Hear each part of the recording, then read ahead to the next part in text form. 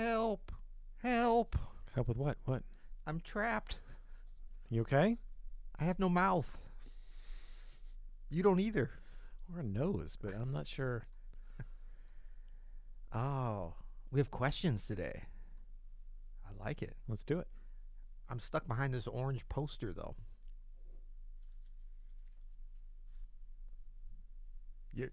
Are you too? Yeah, no, sorry.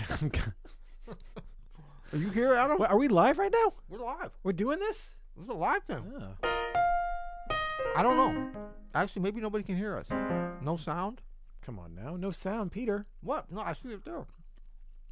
Hey, everybody. Can you hear us? Can you hear a keyboard?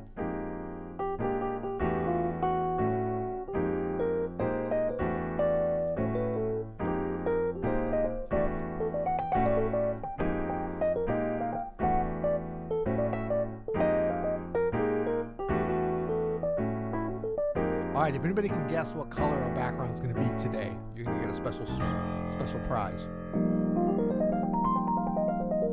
Can you guess, Adam? Well, I'm in the room, so I don't need to guess. I actually set the colors today. What's up, everybody? Yeah. Maybe we should just do this like a radio show with no visuals. What do you think? I mean, it looks great like this. It looks great. I think we have the faces for radio, man. I really do. There's sound, but no video. I know. We're thinking about keeping it like that. Peter's messing with y'all. I like having this power. Thank you guys for being here. Happy Monday. Thanks for the coffee, man. Oh, man. Yeah, we're going to go live just so folks can see this. Here we go. Whew. Bam. What's up, everybody? So good. What's up, Adam? What's happening? Cheers. Yeah, we have a little espresso happening in the afternoon. This is a new service I'm providing to all of my co-hosts here in studio. Man, you got it made in this studio. Woo! Yeah, it's a pandemic, but we're not animals. That's what I say. So we are behind plexiglass, but we still got to drink some espresso. No, we find during this time of the afternoon, I don't know about you, but 3 o'clock, I'm either taking a nap or hitting a little espresso. Ooh, I like that. So welcome, everybody. Yeah, My name folks. is Peter Martin. Hi. Is it St. Patrick's Day or something? And that's Adam Maness. Must be purple, blue, fuchsia, green. Uh-oh, somebody said green before we were on. That's Jazz Girl 3. All right, we got to get a special surprise for Jazz Girl. You'll hear it sticker, maybe? What do you think? We should do some You'll Hear It. What if we did a You'll Hear It espresso blend? You know what I'm saying? How the hell are we going to do that? I don't know. A You'll Hear It espresso blend. Yeah, let's go grind that, right? Let's go roast that. Let's go grow those and then roast it.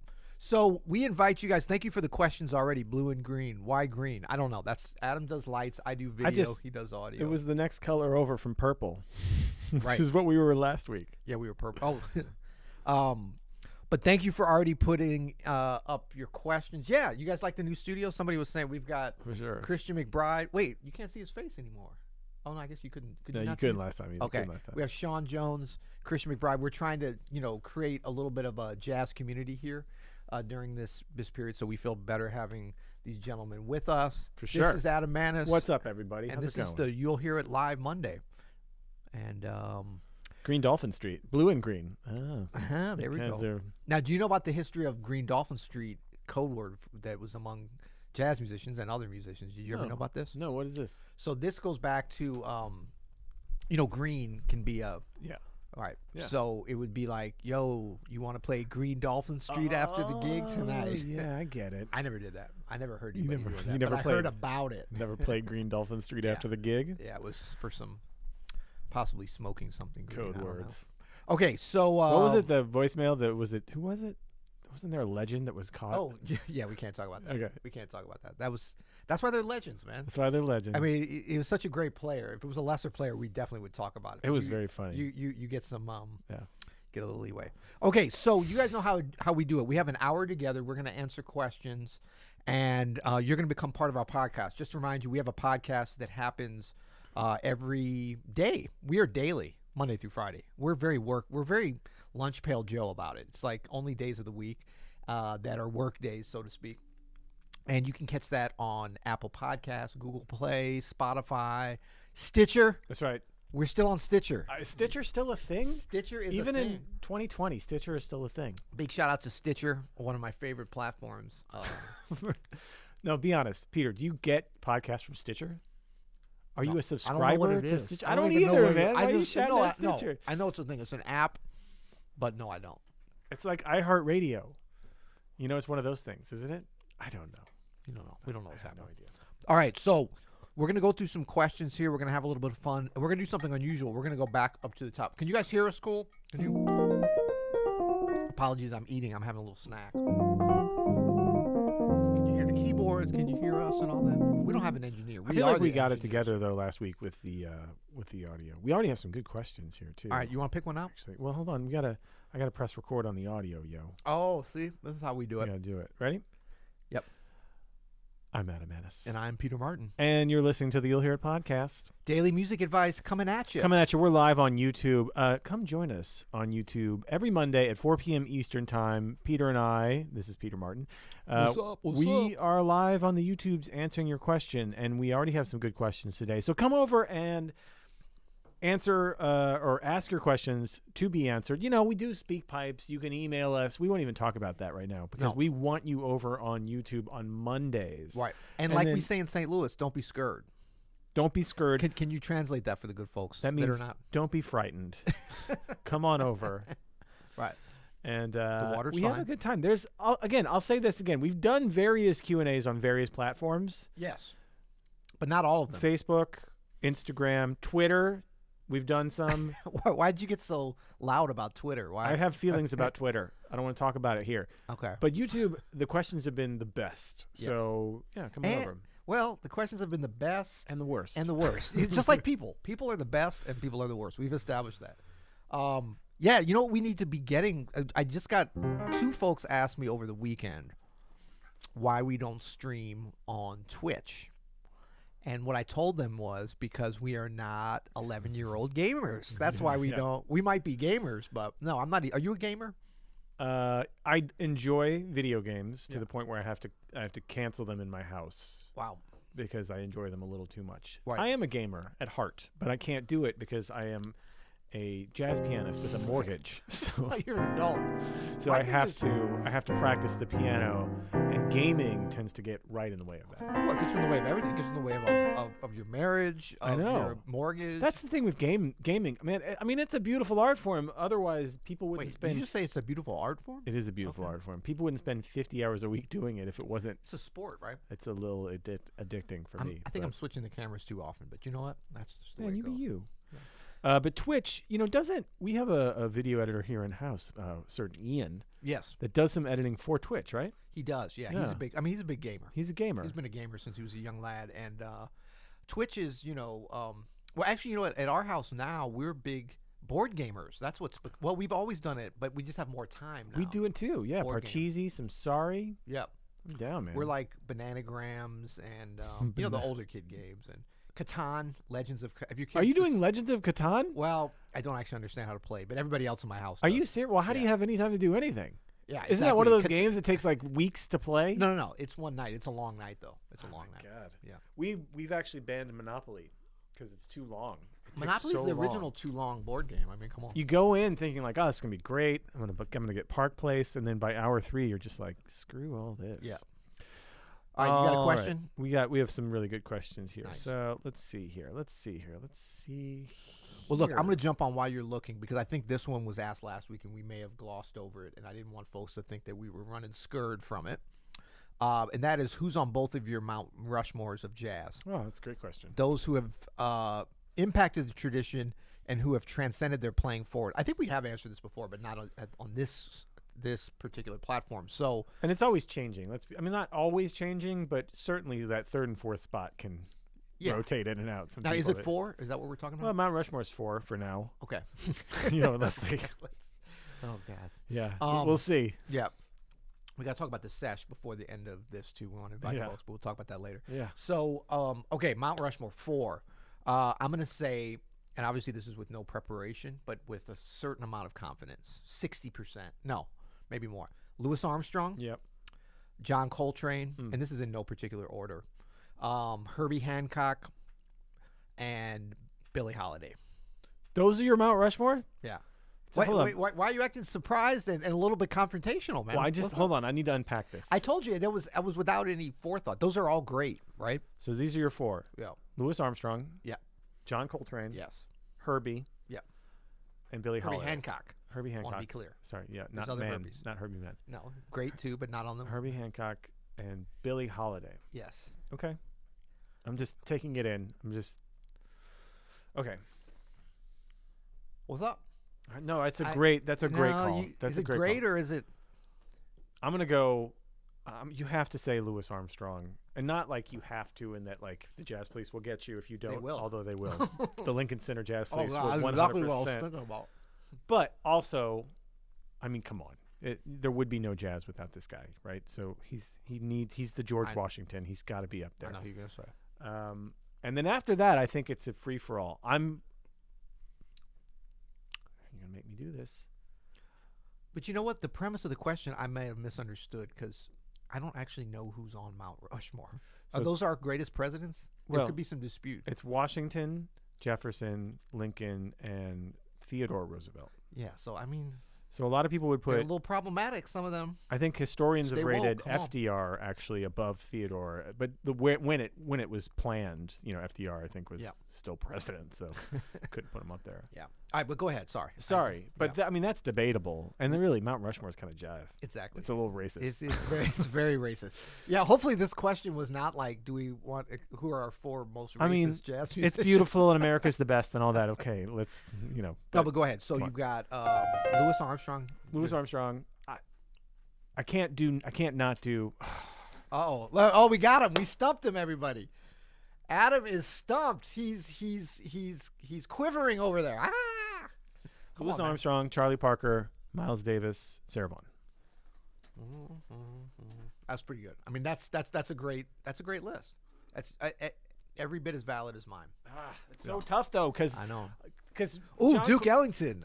John Coltrane is my favorite jazz musician of all time. So how is he not up there for me? He's But not good enough for you. as far as like, if I Apparently not think good about enough. historical, I mean, I could swap Coltrane for Miles, but also I wanted to just be counterbalanced to you. Right. You already had Coltrane. But I don't know, man. So yeah, I think you were trying. But how did we? Neither one of us mentioned Duke Ellington. How is Duke Ellington not on the? I don't You're know. talking about Jazz Lincoln Center.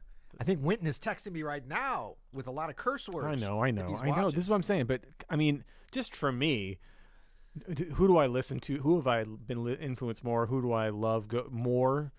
Who do I listen to more? Duke Ellington or Miles? I mean, it's Miles all the way. But you know what I'm that's thinking? just my personal taste. Yeah, now that I'm thinking like, okay, Mount Rushmore, we're talking about the founding fathers, which is a horrible thing actually if you think about it. But the founding fathers and mothers of this music, you can't go wrong with any of those 7 that we named. But not having Duke Ellington on there is a little weird, just so foundational to the music. See, here's where you get into trouble. See, I know what you're looking at. Sarah Vaughan versus Ella, right? Yeah, there's no verses. There's no verses here.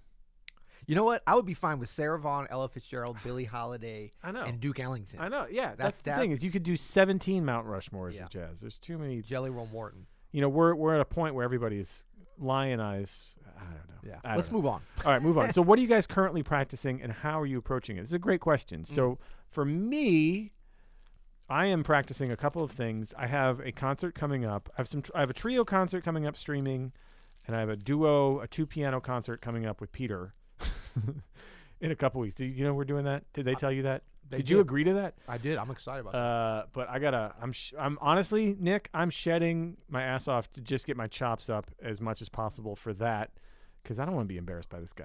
You know what I'm saying? You're not gonna be embarrassed. I'm not gonna be embarrassed, but I want to be able to hang with you.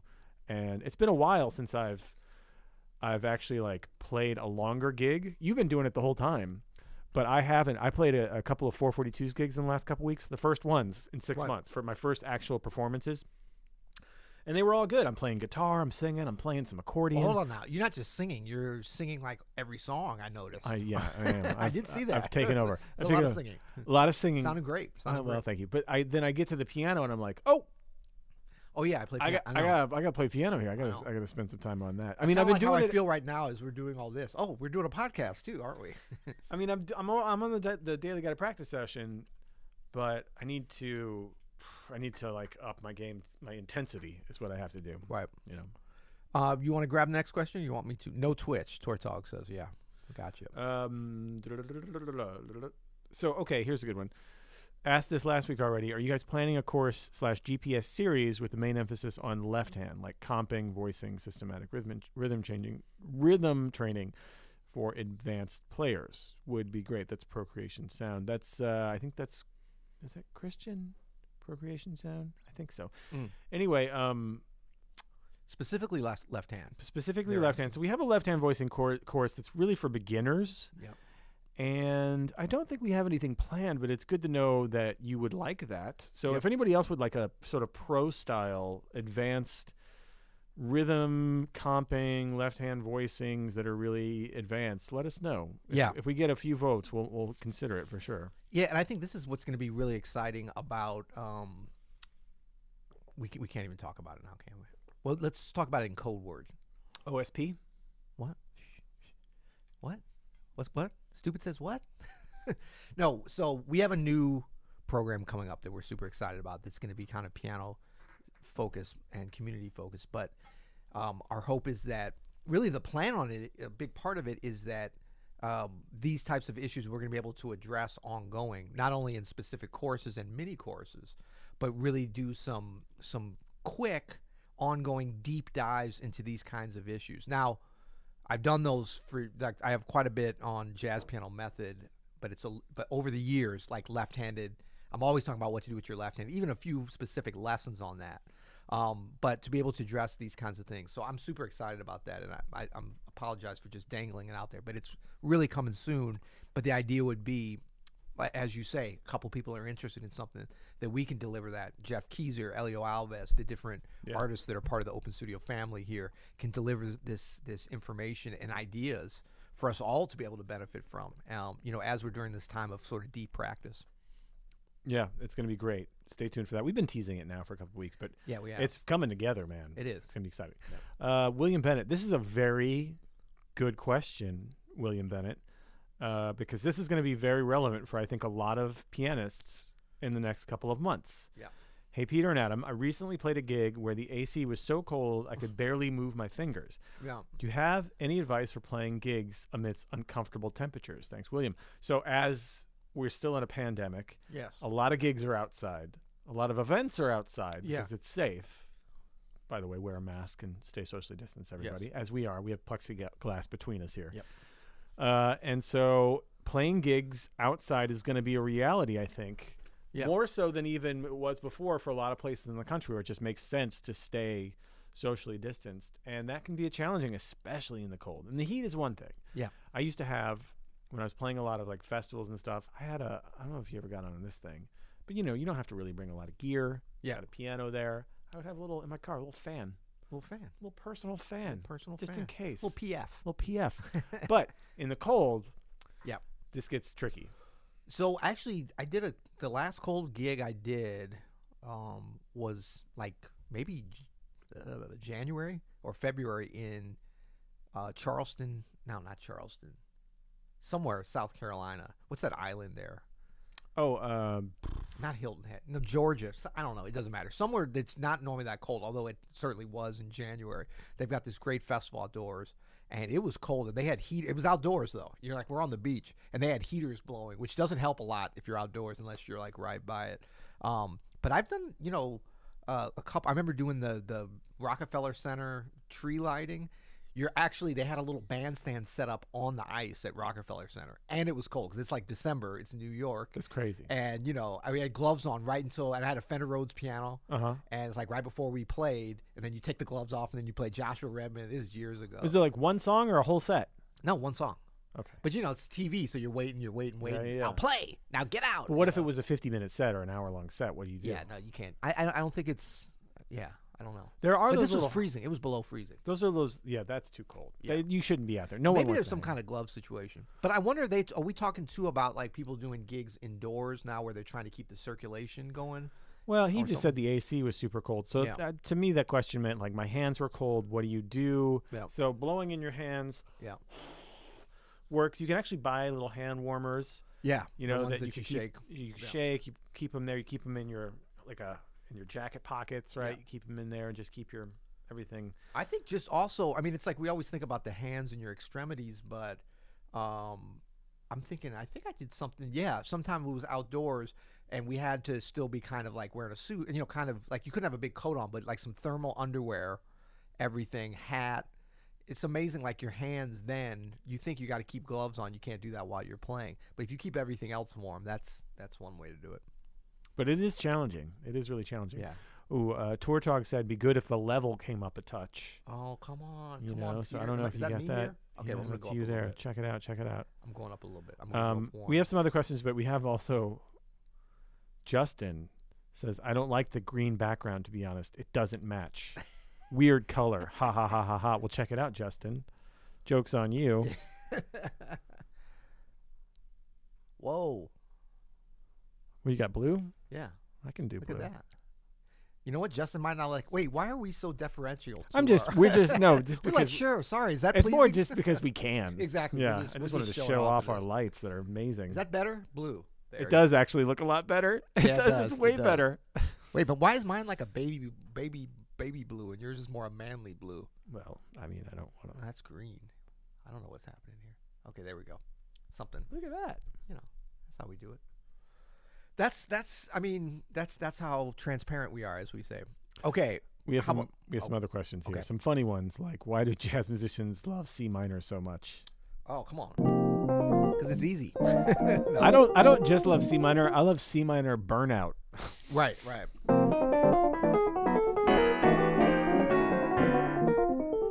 But you know what I learned last week doing all that Stevie Wonder music? Like, it's in all his stuff is in really hard keys. Like Yeah.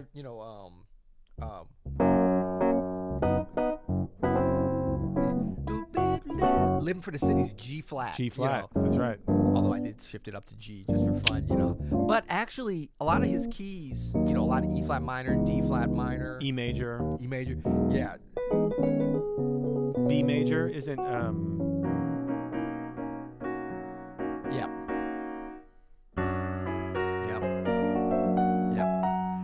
But in some ways, it's harder conceptually and harmonically, I guess, or just key wise. But in terms of the piano, it's actually some of the same advantages you get with like C minor. I think. Yeah. But as far as the shifting back and forth from black to white keys, That in terms balance. of, the balance. Yeah, I mean that's why I think my favorite keys are like A flat, E flat, where there's just a nice mix. But also G flat minor, man. That's really nice. That's A major. You know what I'm saying? Yeah, and then what was it? Am I still there? Oh yeah. E flat minor. Stevie likes that.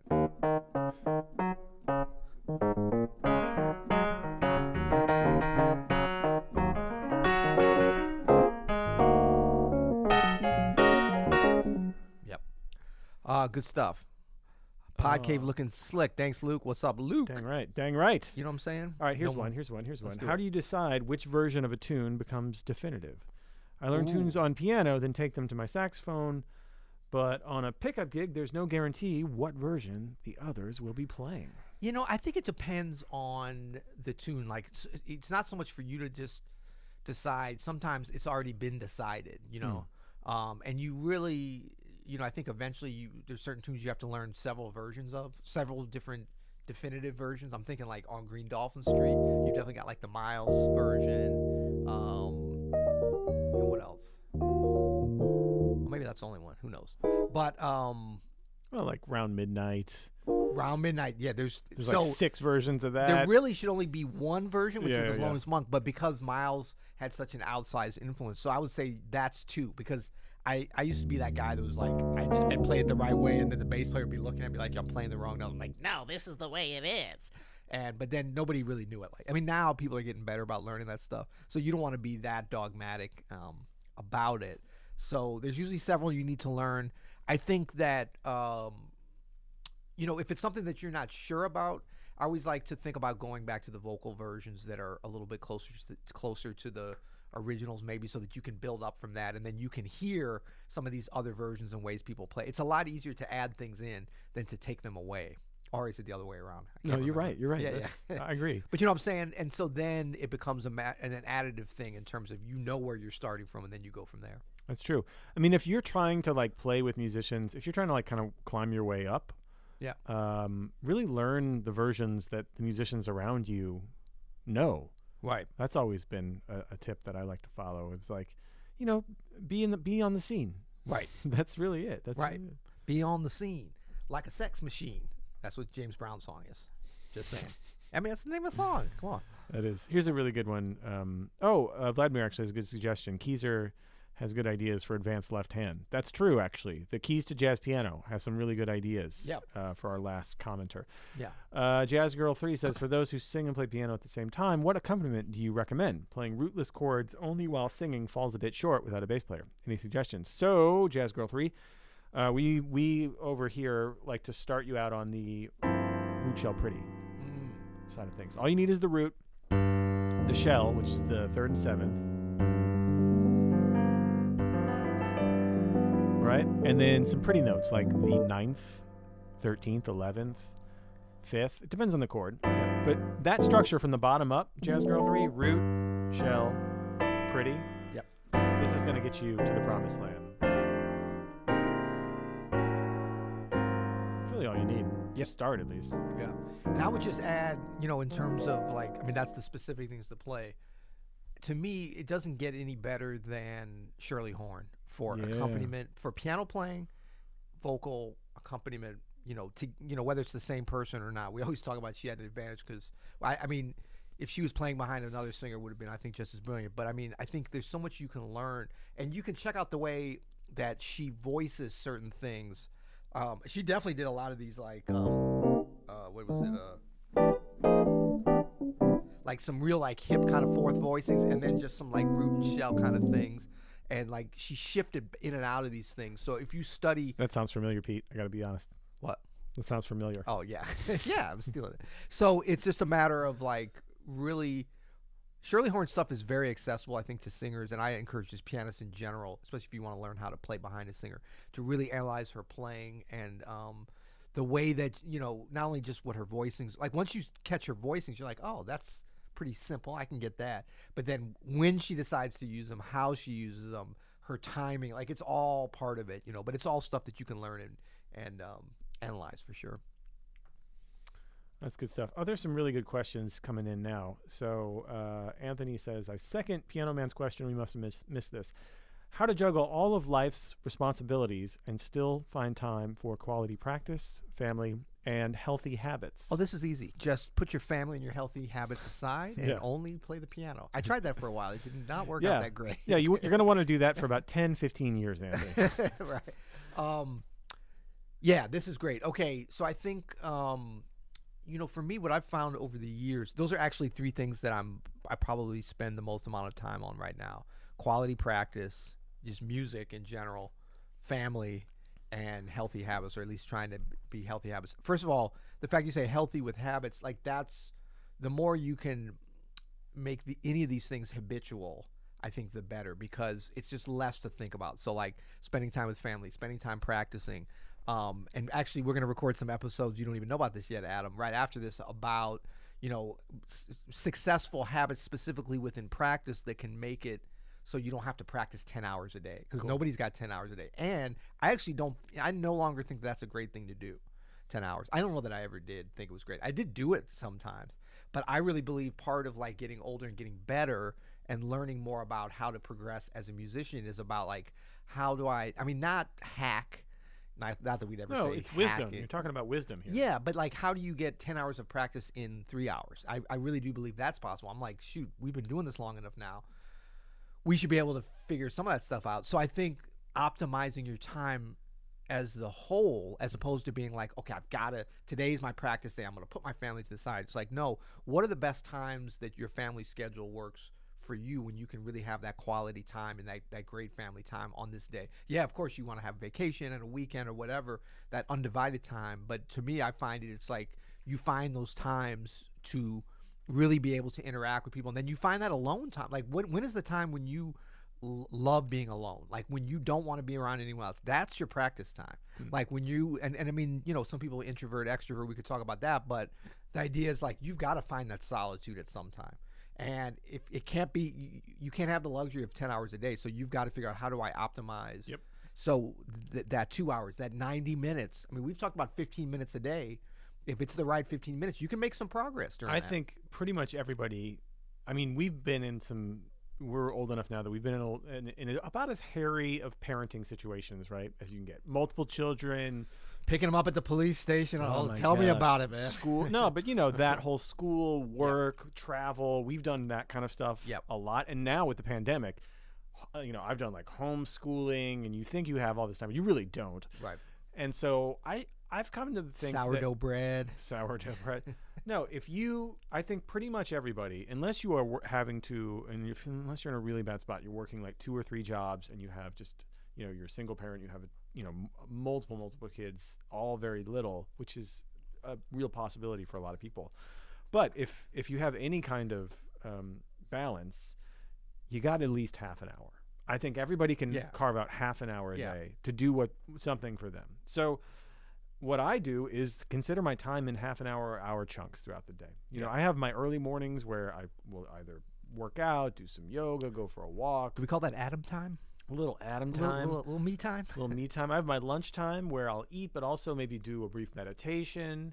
And then I have, time in usually now it's like either the early morning or late morning or even late afternoon or late evening.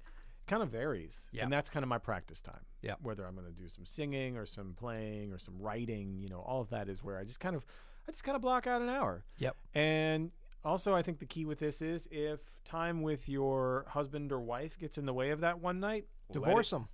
Oh, sorry. No, that was that just came out. It's a possibility. that is an option, but let it happen. Yeah. And be okay with that and accept where you are right then. And don't compare yourself to what Peter does or what I do or what your neighbor does. Do better than us and your neighbor. Well, don't covet thy neighbor's practice routine. You're just not gonna. Yeah, you're just not gonna. You got to find something that works for you, and really, you can't give a shit about what other people are doing. Right. You just have to find what works for you. Are you growing in the way that you want to? You probably aren't ever, and that's okay. You got to accept that, and we're just constantly. Peter and I are constantly tweaking how we're doing this. Yeah, just got to constantly tweak. And I'll just add, actually, I'll try to do this quickly because there's 3 things I thought about. One of these might be helpful to some of you, or maybe all 3, but 3 things that at different times and in different ways have been really game-changing for me in addressing this, finding time, because there's some other things even on that list that I'm involved with as well that are starting to take up, a fair amount of time. So it's like, how do you juggle them? The first thing is like, really look at the amount of just bullshit that you're doing. Yeah. And it's not to say that, what's difficult about this, so I'll put out there like watching Netflix or whatever streaming things, and to say that that's BS, like there's so much high quality stuff on there, so we get sucked into like, oh my God, this is so great. But I just mean consumption in general. Like we're always with a battle as artists of consumption versus producing something. For sure. And so practicing and spending time getting better is about producing something, even if you're not making a gig or making a record or something. So watch your consumption amount of time, because we all spend more time than we think on that. And it's not to say that you can't zone out on Netflix sometime, but don't sit there and watch Netflix for 3 hours and then be like, oh my God, I didn't have time to spend with my family. It's like, that's the first. The second is turn off all your notifications. Like I've told so many people this and they gloss over and they're like, oh yeah, yes. I mean really, like my phone is, and look, people that know me, they're like, you never answer your phone. I'm like, it doesn't ring because I have it on Do Not Disturb all the time. No, and you're like, notice when I call you, I'm in a very calm, collected mood because I'm not like upset. No, I go through periods where I turn off texts, everything. Yeah. And like where I cannot be reached on anybody's time but my own. Yeah, because if you start looking at that, like, you can go in and see how much time you spend on your phone. It gives you that report. Like you will be shocked at how much time. So not to say that, look, we love technology around here and I've got the phone, but don't let the phone control your time. Like you got to use it as a tool, as a kind of betterment. So that's the second. The third thing what you mentioned, Adam, about, meditating sometimes during lunch. This is in general, like if we have a little bit more thoughtful, mindful attitude about how we're going to allocate our time. Like it's very easy to kind of wake up in the morning and be like, oh my God, I got to spend time with my family, I got to do this, and then you can get onto this sort of frantic thing. Yeah. So the great thing about meditation and being mindful mindfulness is great to introduce to some of these other things like healthy, like you can combine some of these things, mindfulness and practicing for sure. Yeah. And mindfulness and exercise, but you can't combine them if you're like, okay, while I'm running or while I'm working out, I'm going to be listening to a podcast and reading on my Kindle. Right. And being mindful. No, I mean, there's only a limit to what we can't multitask. You can't connect with your friends and have a happy hour at 9 a.m. and then expect to practice for an hour. Well, we did try that. We tried it a couple times. But it was a good time. We were not as successful with some parts. We didn't get anything done. Right. All right, let's move on to John's question. I had a teacher that wrote out fingering chords changes by number, 3, 5, flat, 7, 9, etc. I've only heard someone reference this once during your podcast. Specific teaching style for school? Yeah, so we talk about that, like what's the 3rd, 5th, 7th. I think that's what you mean. And then even amongst changes, here's the 1, the 4, 3, flat 3, flat 6, 5. Yeah, that's how jazz musicians, and actually a lot of cultures of musicians talk about changes. 2, 5, 1. Is that? I think that's what you meant. I don't know. Amy says, advice for piano people who can't reach a 10th for the left-hand voicings that aren't muddy when playing solo. Roll the 10th? Yes. Roll it? Yep. Use a touch of pedal? Yes. Yep. Also good. Also, Amy, thirds, and don't even worry about that top note. It's also an option. Exactly. Yeah. And also, this is one of those things that I like, think about it with the growth mindset, because sometimes, being able to, like for me, there's a bunch of them that I can't reach. I mean, I can kind of reach them all if I have to, but there's only like half of them or whatever that I'm really comfortable with of the majors. And then we'll use. But what that helps is like I have to be creative. So like think about different ways, and this is not the most creative stuff I'm doing right now to tell you, but there is a lot, like any kind of problem or what would you call it? Not a problem, just like a physical abnormality. No, I guess it's not that either. No, it's just anything that you can't do or that's a challenge. Right. There's always a solution. There's and always like a a lot of times we think about the simplest solution was like I got to grow my hand bigger or whatever. That's not going to happen. So it's like, how do you not only overcome that? The growth mindset is like I want to be able to do stuff better, because it's kind of like we all knew the guy growing up in high school who was like 6'8", and since he was little, I mean, by the time he got to high school, he was 6'8". When he's little, everybody's like, "Oh, you should play basketball." And like he never really had a passion for it. Yeah. But he was always on the team, and then he was always really good because he would just stand there. And then once the other kids got a little bigger and he's not an athlete. Yeah, he's not really an athlete. He has no passion for the game, so he never grew. Right. No pun intended. Beyond that, so that's sort of like being able to stretch does not give you that mindset where you're going to be creative and come up with some stuff. Well, don't you think also like part of the reason why you and Amy, you should think about it like this way too. You can frame this as, you don't have hands like Vladimir Horowitz, and really nobody does. Right. But what you're going to have to do if you want to try to get something close to a 10th is going to make for your unique sound. Yes. Like if you have to roll, then you're going to, you spend time doing that. Eventually, you're not going to be trying to sound like Art Tatum, who can just effortlessly hit any 10th or 11th on the piano. Yeah. You're going to sound like Amy, who has this really cool technique for grabbing notes a 10th above. Like, and then people are going to start copying what you do because it's different. Like you don't just have that Art Tatum thing, right? You have that Amy thing now. And that's, I think when we think about our limitations or even just who we are and what our strengths are, I think leaning into those and even leaning into our weaknesses, and like you said, just being like, I have a passion for this. I'm going to make it happen by hook or crook, and then it's going to be my thing, right? Yep. However I do it. So just make it happen. Make it happen. Cool. Okay, so we had actually a nice little issue came up earlier, and then some folks actually sort of answered this. But I'm a singer. Is it a crime to transpose standards to a key that fits my voice? Accompanied with piano only, so do not bother the non-C instruments. Okay, I think FB, you're being way too deferential to these dumb musicians. Yeah, for real. I mean, not that singers aren't musicians. I should say dumb non-vocalists. In that, no, of course it's definitely not a crime. And then somebody did already answer. It's like, no, the musicians need to adjust around the singer. Yeah, that's so right. The whole thing with this is like, it always comes back to, I think, kind of first principles on this. Like, what is going to sound the best? Like, so much of this stuff becomes so much easier, and I hear musicians arguing about this on the bandstand or not. Should we do this? Should we do that? No, you got to do my... Like, there's not enough people saying what is going to be the best total package, total sound for the audience. Like if you're playing solo piano, if you're doing solo vocals, or if you're solo flute, if you're playing by yourself, it's all up to you. You have to still, define different parts of the musicality, but it's the same basic question that you're trying to answer, which is like, what is the most edifying performance? And this is not about like, how do I channel, you look at the audience like, oh, it's Kenny G fans, so let's play Songbird. No, and I'm not saying that, but I'm saying like, it doesn't have to have Kenny G fans for me to want to play Songbird, bud.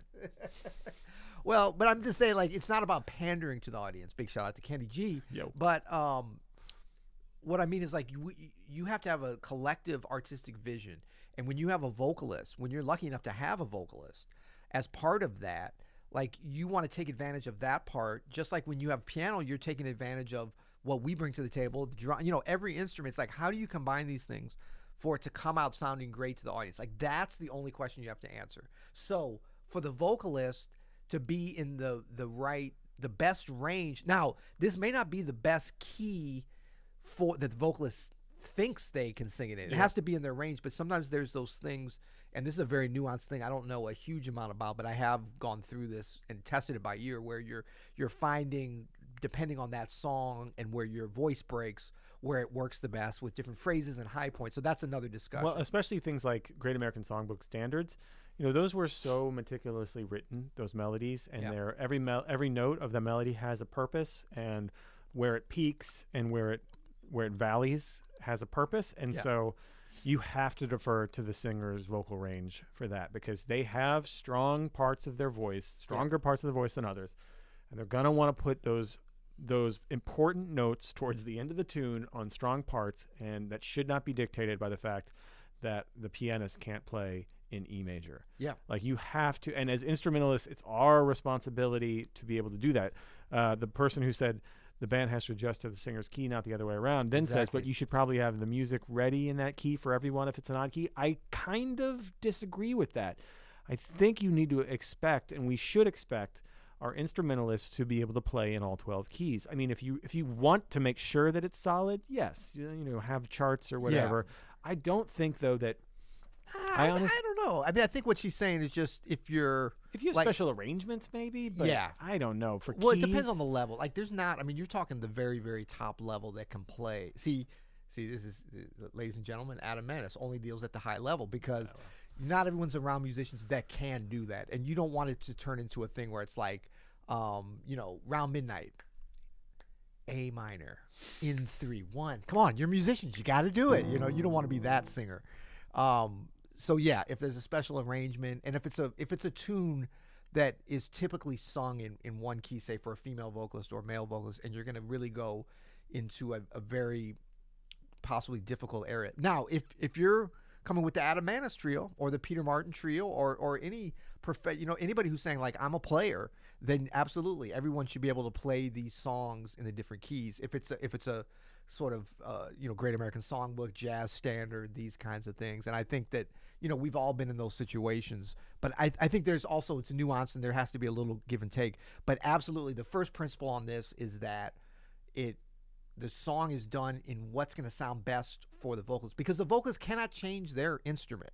The vocalist's instrument is their voice. Yeah. Like, we have the piano, we can play in every key. And so for us to be like, well, we could say it's easier for us in this one key, but we can't say that the piano is going to sound better in that key. No, for sure. Because we're not even playing the melody. The vocalist is singing the melody. That's right. If we're doing everything, then we can say, what does it feel best? What does it sound best just for us? But back to the chart thing, don't you think that, what do you think about this? So sometimes I notice if I give charts to people on with weird keys, which I don't know if I do sometimes, but mostly it's like with my trio, I have a couple of pop tunes I play that are actually really, really simple. I have charts on them, and I've done both, where I just start playing them, and I expect the bass player to figure it out, and then I give them the chart, which is like 8 bars long. It's nothing, whatever. I've noticed, though, that a lot of bass players, if I give them the chart, they're just noses in the chart, even though it's the same 8 chords over and over again. You know what I'm saying? Yeah.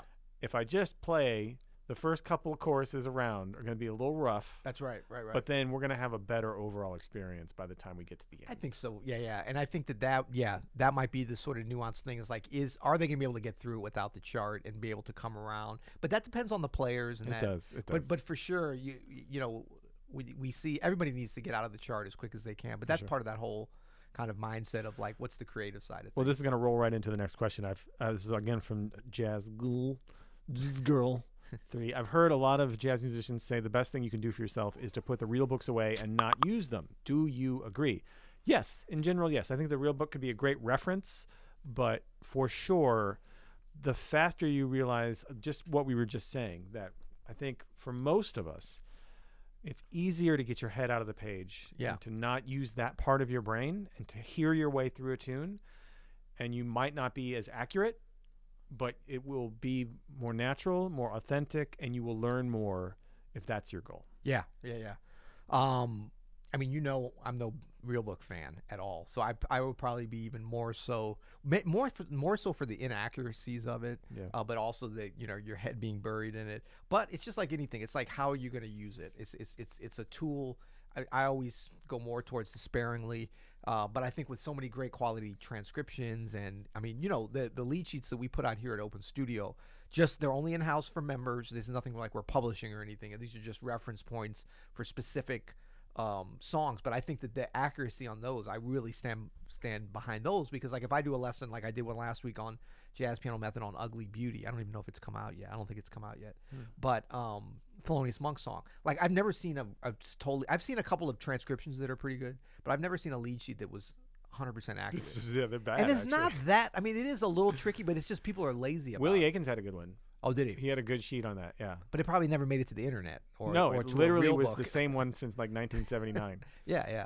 So I think that you have to keep that in mind. All right, we've got Noriko who's asking, when you have confidence of your solo, is that a matter of quantity or quality of the practice? Oh, that's a good question.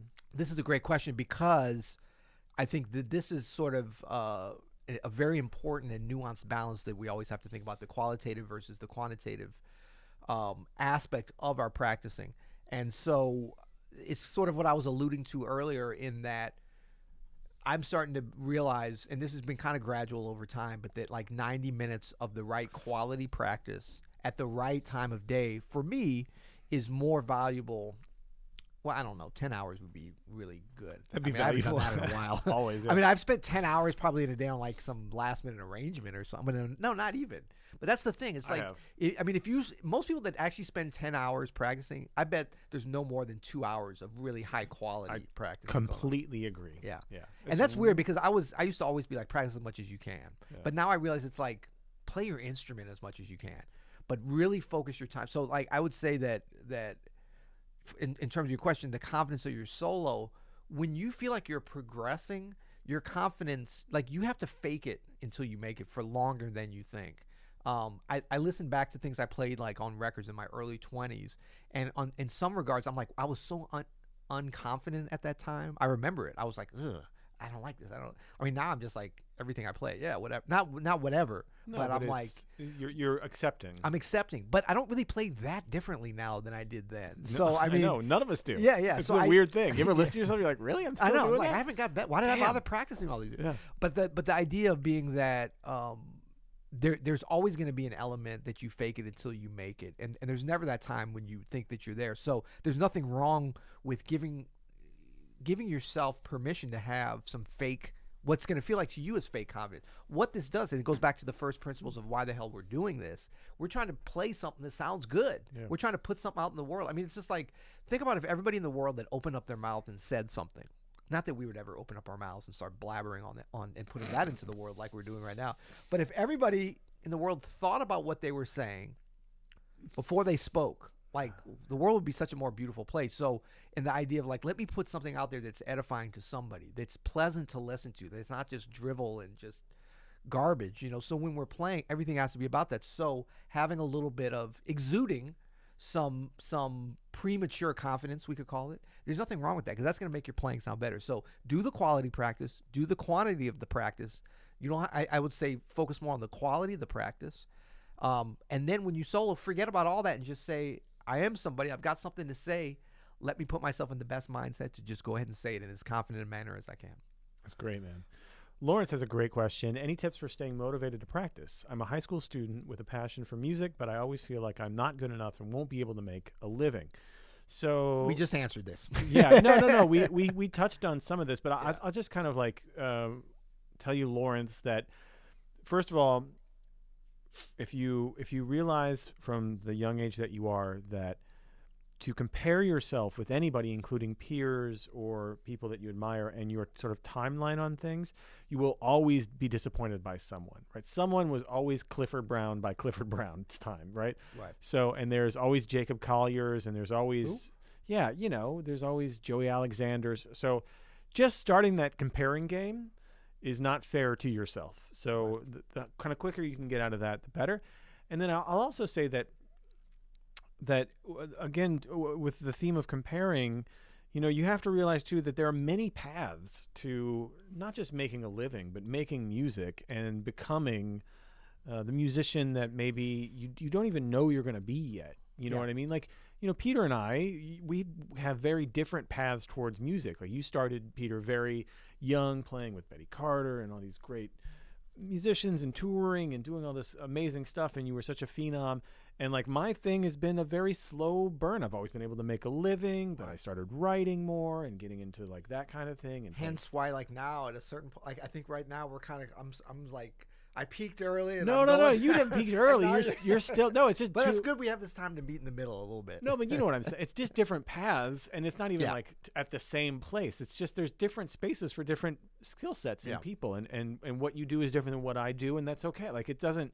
There's no like one way to do anything, and there's no one measuring stick for you. And actually, when you kind of get out of high school and you start discovering the big wide world, you're going to discover just a lot of possibilities. It might not even involve jazz or whatever instrument you play. It might even involve music, and you find some kind of thing that you want to be. I mean, you and I are sitting here in a pod suite, for crying out loud, having the time of our lives. You know what I'm saying? Like, it's not something I would have seen myself doing at age. Well, first of all, there were no podcasts when I was. At age 38, you probably wouldn't have seen yourself doing this. You know what I'm saying? Yeah. There's many different paths to get to that fulfillment of doing what you love to do, really, which is what we're talking about. Yeah, and this is the thing. You're in high school. You've got here's some motivation for you. You're not peaking now, and if you are, you don't want to be. Look around you, like the guys and gals that are peaking in high school. That becomes a sad story later on, and often, I don't even want to talk about what it leads to, But it's like, well, if you live in Missouri, it may lead to meth. That is true.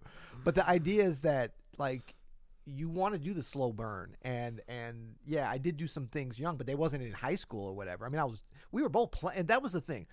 I think what we had in common as we've gotten to know each other, Adam, and a lot of other musicians that we know that have had success later on in their careers, and by success, I mean joy in music. Like, that's the ultimate success. For sure. Yeah, we'll have our resume and whatever, and there's always going to be somebody else that has a deeper resume or did something younger or had a higher test score or whatever. For sure. As you get older, those things don't matter as much because you're not measuring yourself with that. Right. It's like we start to measure ourselves, and this gradually happens, but you start measuring yourself by the amount of joy you can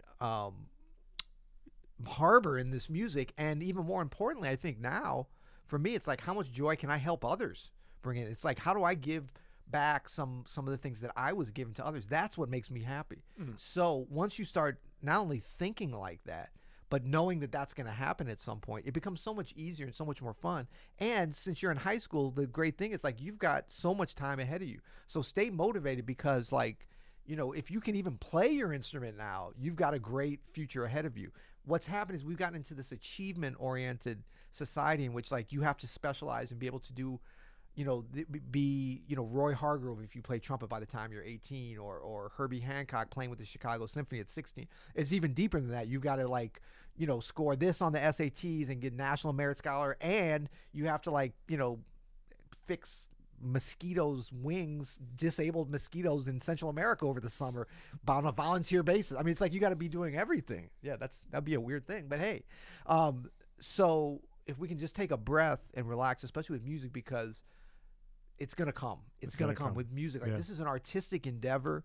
Relax, get your basics. Like, start putting money in the bank. You don't have to put $1 million in. We always talk about, like, that's what I tell young folks. It's like, now is the time when you're in high school and in college and 20s and still. Oh my God, could you imagine if you would have started saving? Dude, let's go back in time. Let's turn this pod suite into, like, a time travel. Like with everything we know now, if we went back into high school, man. And I know people told me that, and where's the DeLorean, man? Just don't get it. Yeah.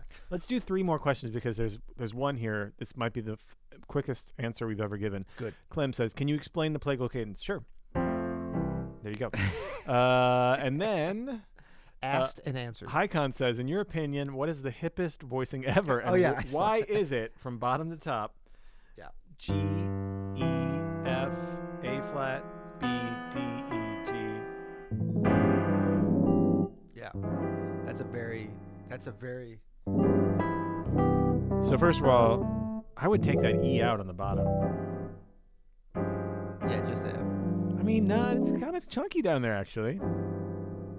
I don't know. How are you going to come up with one? But I can explain why this is super hip, actually. There's a good combination of crunch. Yeah, you got that D-flat minor triad in effect. There's a triad. And There's a D-flat major triad, too. There's a D-flat minor and major triad. A little duality of there's purpose. There's an E minor triad. There's an E major triad. Okay. So you got... Yeah. And there's just so much hipness in this voicing. Yeah. You're right. I mean, I was going to make fun of Hakon about this question, but it's kind of he / she is completely correct. This is the hippest voicing ever. I mean, I was going to say like one of these like Stravinsky kind of situations, E flat versus E, but actually I love this because I always think of Ellis Marsalis, and I love him and miss him. So he had a tune called 12's It. And it's all just simple hip voicings. Woo. And then the same one up a minor third. Nothing wrong with that. Nothing. And you know what it is too, though? I think we've talked about this before. Hip voicing, to me, you can never look at one. Even this, I'm like, this is hip because of the next voicing, where it goes to, you know. And this one's somewhat of a standard kind of a thing. But I'd say, to me, it's more about like what's the hippest progression. So this leads right into our... But if you're Keith Jarrett, the hippest voicing ever. Try it. Try it. I mean, I was going to say, actually, it's hard to argue that that's not the hippest voicing ever. There's a lot of churches. This is going to lead into our very last question. Oh, here we go. We want to thank everybody for being here, first of all. Oh, yeah. Come on. That's how we do it. Could you suggest practicing counterpoint in order to improvise a la Bach, for example, for independent voicings? So this is kind of lead into what you were just talking about it's not just this voicing as a singularity, but it's where it's going. And one way that you can start with this, first of all, get your hymnal game strong, right? Come on. You like to talk about what you talked about, the Methodist? The Methodist hymnal. It's pretty close to the vest, closer than you might want, but it's a good I'll one. say. Lutheran hymnal's also good for this. I would that's really close too, though, isn't it? But one thing you can do, Pasquale, is just use some four note, right? Just some like seventh chords, some open or closed seventh chords. Yeah. All over some chord changes. I mean, I always like to start with All the Things You Are because it's just so easy to do. Yeah. And just practice doing things like minimal movement to the next voicing. Yep. And then practice moving one voice at a time to a neighboring note. Or from a neighboring note. This kind of work, right? Yeah. And then you can do 2, right? And actually, Russ Fronte has a great... Oh, yeah. He's got a great thing on this. Yeah, we got to pull that into the open studio world. Before we go on, and we got a special message before we end here. You don't even know about this. We want to see if we can... Oh, I don't know if this is going to work. Well, we're going to try this. I wanted to see if we could get 100 likes while we're live on this video. Oh, buddy, we are not going to get 100 Okay, why likes. so pessimistic? I'm not pessimistic. Can you guys press the it's like already button, 4 o'clock. please, There's no way it's going to happen. Okay, we've got 20. We've got 20 so far. And we've got we've got 86 people on here or something. So you wish. No, we do. It says 81. Okay, so can you guys press the like button, or you can press the dislike button? That'd be the thumbs up or the thumbs down. Don't do the thumbs down. But the like button, I can't remember why, but I was watching a YouTuber. They were talking I just pressed it. How? Oh, can we press it ourselves? Yeah, I mean, I did. If you like the video, if we're providing a little bit of fun or value, press the like button, because what happens is then it gets, look, it's moving. Shoot, it's moving up. You know what? No one ever... I can't believe this is working. I was at my dentist the other day. No, I wasn't. But if I was, they have a poster there that would say, you don't get all of the things that you never asked for, or something like that, with a picture of a mountain with the sunset, You got to ask. Okay. Thank you guys for doing that. You miss 100% of the shots you don't take. Exactly. That's what I was thinking of. And then just like it's like a basketball hoop sitting by a mountain and just like forlorn, like with a ball sitting on the ground, nobody shooting it. Wayne Gretzky, Michael Scott. Look at that, 46. Okay, this is fun. This is like a slot machine. But It's insane. It's more than doubled since you. That's what I'm saying. That's all we got to do is ask. And look, I'm bad about this too. I like YouTube. I'm a premium member. Are you a premium member? No, man. That's why I always have to log in under you. So I hijack your account, so I don't have to watch the commercials. Right. Hope you like Minecraft and Pokemon videos, buddy, because that's what my kids are watching on your account. Good stuff. So we thank everybody for being here. Please check out the podcast. We're here every Monday on YouTube doing this, which is you'll hear it live Mondays, 3:00 Eastern for 1 hour. But every day you can check us out. You can take us in your car. You can take us on your walk. Where do you typically listen to podcasts? Not necessarily this one, but no, definitely on my walk and definitely on my commute. Which right now my commute is every Monday into here, and that's pretty much it. Right. But no, I do a nice long daily walk. Yeah. Usually either before or after dinner. Little what they call a constitutional. Constitutional, right? Got it. You know what I will do, folks, if you want to do it. Wow, 54 likes. I'm just going to keep talking until we get to 100. Never okay, so hey, Vladimir actually has a very relevant question. Yeah. Please, Adam, how can I join the DGPS? They asked me for some meeting passcode. Oh. Important for DGPSers who maybe weren't there today. So we kind of had to redo our Zoom account. And so there is a passcode. Look for the new link in your email. If you're not a member of the Daily Guided Practice Session, that's where we practice every single day. Yeah. At 1 p.m. Eastern with live. a great live, and then there's an app, and it's also on openstudiojazz.com. Yep. It's up there now. We did number 151 of the Daily Guided Practice Session today, which is awesome. And we're practicing bebop all month. We're going to switch to something a little bit challenging next month, but we'll keep that as a secret. But yes, Vladimir, check your email for the new link to the Zoom meeting. Great group in Zoom. A lot of DGPSers in here. Noriko, Amy. A lot of Zach, has he been known to show? Zach, I think, has been known to Zach show. has definitely showed up at the sesh. Oh, we want to tell you about the sesh too. Tomorrow night, this is Tuesday. If you're watching this live, or if you're watching it later today, Tuesday, September 29th, we will be doing a very special sesh. Do you know about this yet, Adam? You've heard about it. Okay. I do. I'm excited about it. 8 p.m. Eastern. We're going to be finished by like 10 minutes to 9 Eastern because there's apparently some presidential debate. So what we're going to do, we thought about just going right over the debate because we're like, we don't care about that. But you know what? This is important stuff. People need to see.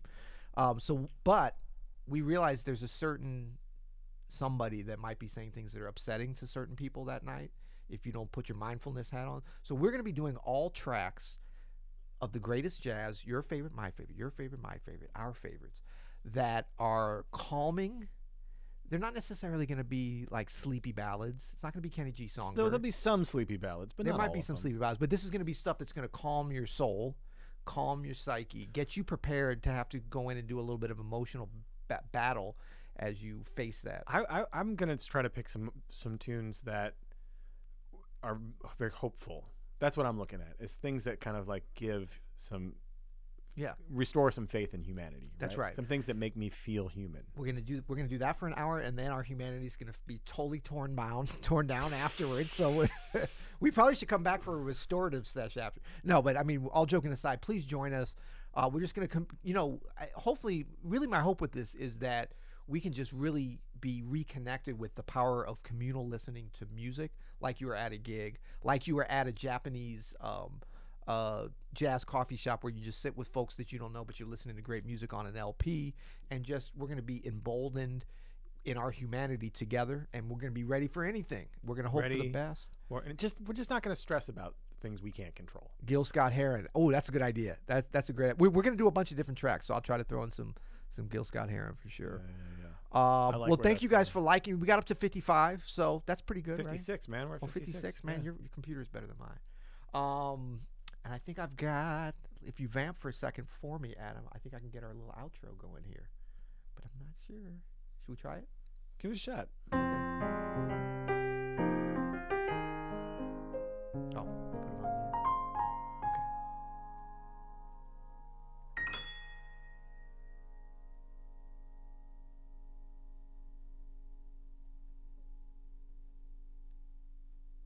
Okay.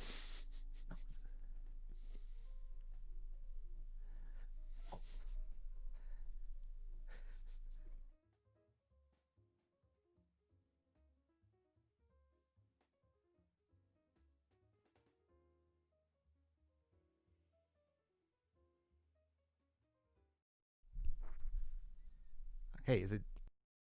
I have no idea. We're back trapped behind this orange poster. You'll hear it.